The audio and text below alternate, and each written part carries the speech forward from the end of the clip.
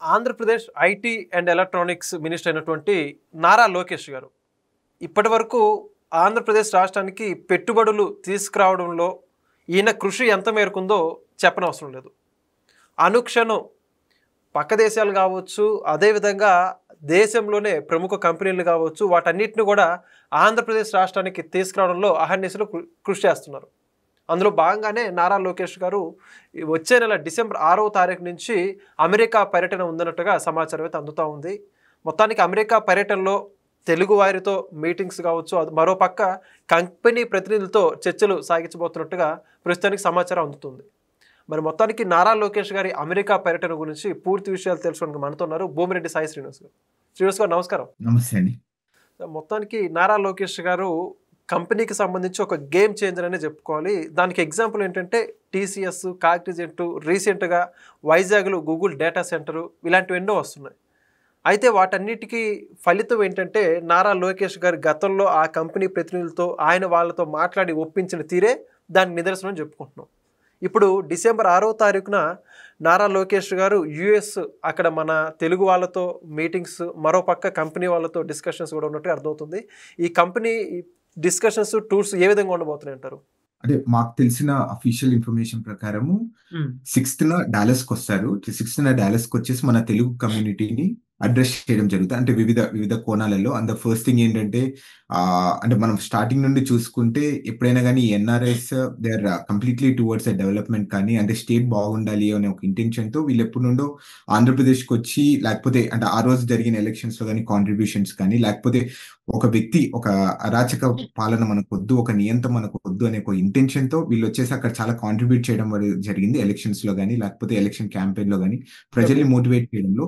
And second thing ఏంటంటే నారా చంద్రబాబు నాయుడు గారిని ఆ రోజు అక్రమంగా అరెస్ట్ చేసినప్పుడు ఫస్ట్ గా అంటే మనం ఎంత ఉద్వేగం చెందిపోయినామో, ఎందుకంటే మనం అక్కడ లోకల్లో ఉండేవాళ్ళం కాబట్టి.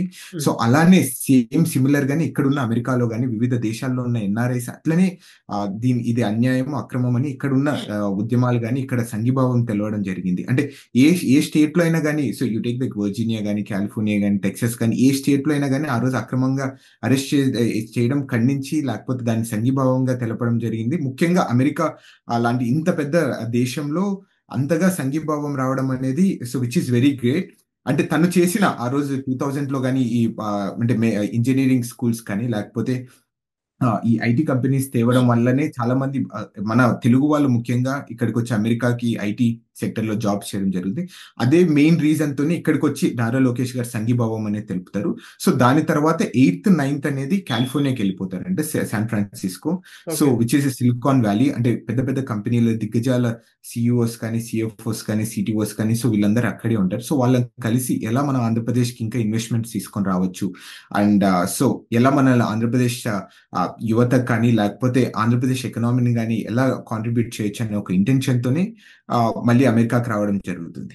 ఓకే సార్, అయితే శ్రీనివాస్ గారు ఇప్పుడు నారా లోకేష్ గారు ఎక్కడికి వెళ్ళినా కూడా అక్కడ ఇన్వెస్టర్స్తో కావచ్చు, వీళ్ళందరితో కూడా చాలా ఈజీగా కన్విన్స్ చేసినట్టుగా మనకు అర్థమవుతుంది. బికాజ్ అన్ని కంపెనీస్ అంతగా క్యూ కట్టడానికి మరి అదే ఆ సీక్రెట్ ట్రిక్ ఏమంటుందంటారు? రేపు నారా లోకేష్ గారు ఎలా కన్విన్స్ చేయొచ్చు అంటారు వాళ్ళందరినీ? లాస్ట్ టైం నేను ఒకటి విన్నాను. సో ఇప్పుడు ఈ మధ్య అంతా ఈజ్ ఆఫ్ డూయింగ్ బిజినెస్ అనేది which is very common word అయిపోయింది.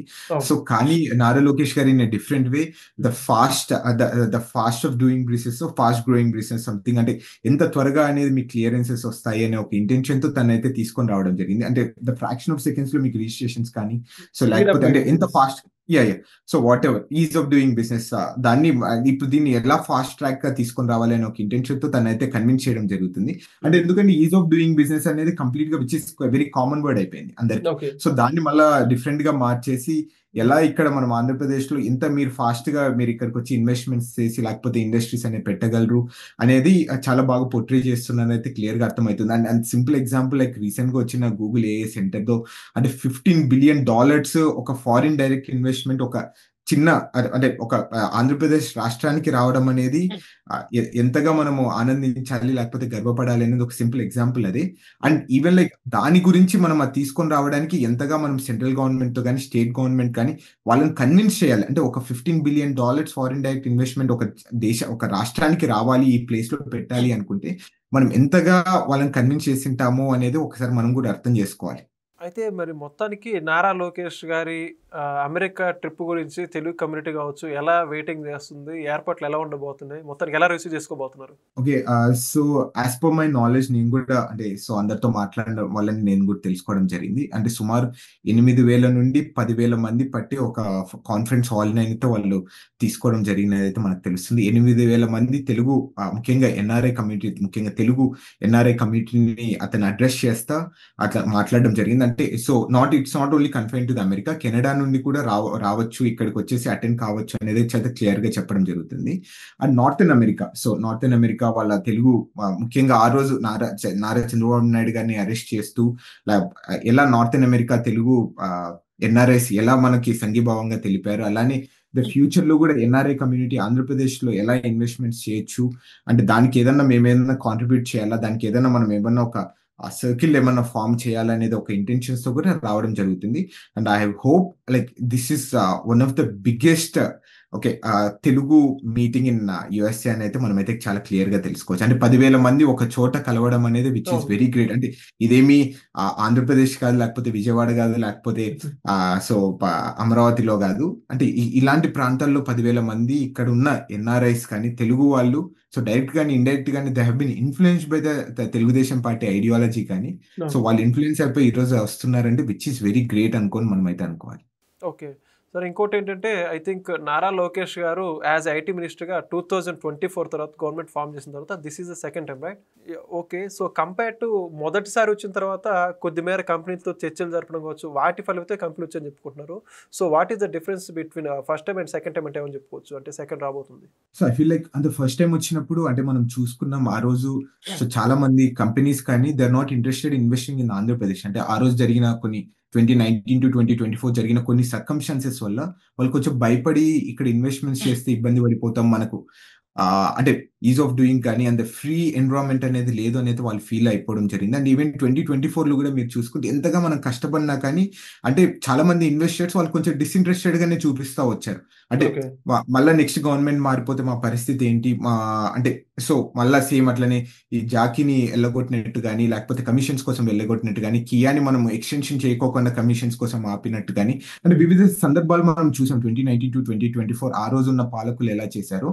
అంటే దాన్ని కన్విన్స్ చేయడానికి చాలా కష్టపడడం జరిగింది అంటే 2024లో. అంటే సేమ్ రైట్ నో ఏమైపోతుంది అంటే కొంచెం బెటర్ ఈజీగా అవుతుంది. అంటే గూగుల్ రావడం కానీ, లేకపోతే టీసీఎస్ కానీ, ఇవంతా మళ్ళా ఓకే ఆంధ్రప్రదేశ్ లో మనం పెట్టుబడులు పెట్టడానికి అవకాశం ఉంది, కొంచెం ఎన్విరాన్మెంట్ అనేది క్రియేట్ అయిపోయింది అనేది చాలా క్లియర్ గా అర్థమవుతుంది. సేమ్ సిమిలర్ ఇప్పుడు ఏమైతుంది అంటే 2025 ఇప్పుడు రావడం వల్ల సో ఇప్పుడు ఇన్వెస్ట్మెంట్స్ అనేది చూస్తున్నారు వాళ్ళు అంటే క్లియర్ గా, అంటే సో గూగుల్ కానీ ఇవన్నీ సో వీళ్ళకు కొంచెం ఈజీ అవుతుంది. ఓకే ఇక్కడ ఏదో ఎన్విరాన్మెంట్ అనేది కొంచెం సెట్ అయినట్టుంది present government. So even like మనం ట్రాక్ రికార్డ్ చూసుకుంటే నారా చంద్రబాబు నాయుడు గారిది కానీ, లేకపోతే నారా లోకేష్ గారిది, okay they have been contributing something. వాళ్ళు ఏదో తీసుకొని రావాలి ఆంధ్రప్రదేశ్ కానీ, లేకపోతే ఇన్వెస్ట్మెంట్స్ కానీ, జాబ్స్ కానీ యువతకు తీసుకొని రావాలి అనుకుంటారు. మనం కూడా ఏదో ఒకటి హెల్ప్ చేయాలి అనేది ఒకటి వాళ్ళు కూడా అనుకుంటారు తప్పకుండా. And so I'm pretty sure and this time going to be much bigger than 2024 అని అయితే నేను అనుకుంటున్నాను. ఓకే, ఖచ్చితంగా మొత్తానికి నారా లోకేష్ గారి అమెరికా పర్యటన విజయవంతం కావాలని, మీరు అనుకున్నట్టు విధానంగా ఆంధ్రప్రదేశ్ రాష్ట్రానికి మంచి పెట్టుబడులు ఈ పర్యటన ద్వారా రావాలని కోరుకుందాం. థ్యాంక్ యూ అండి. Thank you. Please subscribe to Leo News for more videos.